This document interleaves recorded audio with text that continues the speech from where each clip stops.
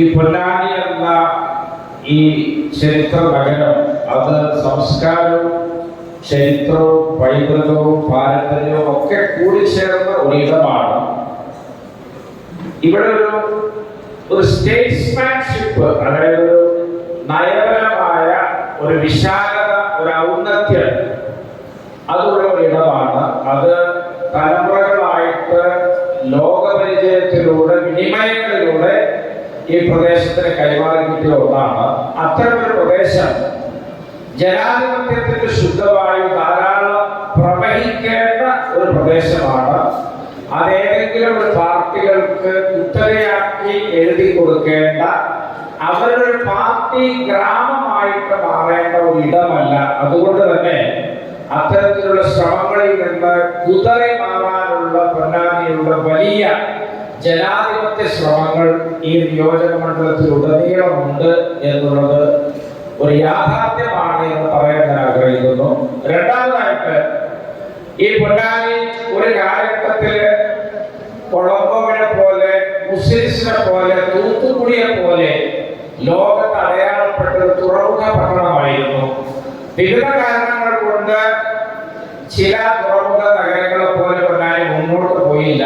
എന്നാൽ LDFന്റെ തുടർച്ചയായ ഇവിടുത്തെ സാമാജികത്വം, 10 വർഷത്തെ ഭരണം, അത് പൊന്നാനിയെ വളരെ വളരെ പിറകിലോട്ട് കൊണ്ടുപോയിട്ടുണ്ട്.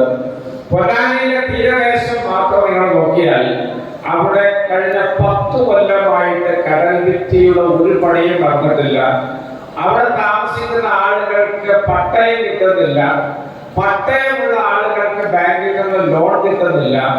1000-ലധികം ഓല വീടുകൾ മാത്രമുള്ള കേരളത്തിലെ ഏറ്റവും വലിയ ഓല വീടുള്ള തീരദേശമാണ് പൊന്നാനി.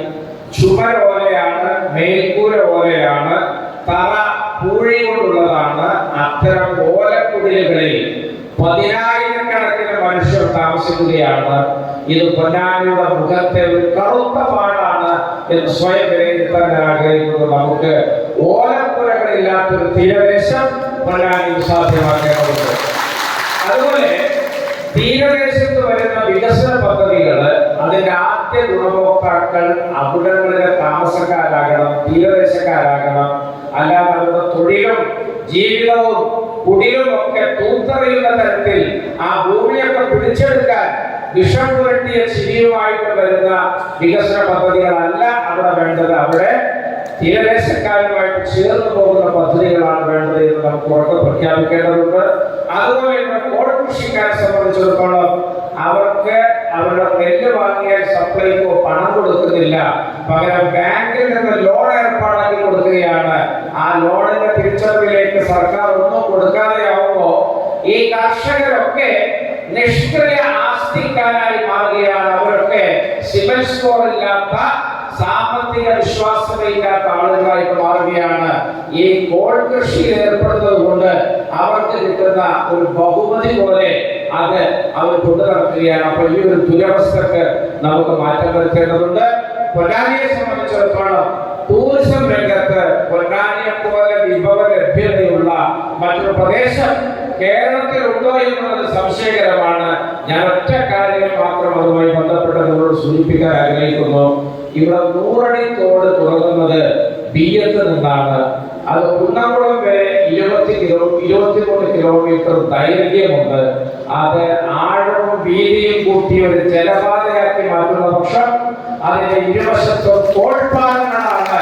ഇതുപോലെ അനുഭൂതി നിറഞ്ഞ മറ്റൊരു യാത്രാനുഭവം ഒരുപക്ഷെ ഇന്ത്യയിൽ തന്നെ അപൂർവമായിരിക്കും. അത്തരത്തിൽ ഒരുപാട് വികസന മുന്നേറ്റങ്ങൾ ഇവിടെ ഇരുൾ മൂടി കിടക്കുകയാണ്. ആ കാർമേഘത്തിന്റെ പടലം നമുക്ക് എല്ലാവർക്കും ഒത്തൊരുമിച്ച് മാറ്റാൻ മുന്നോട്ട്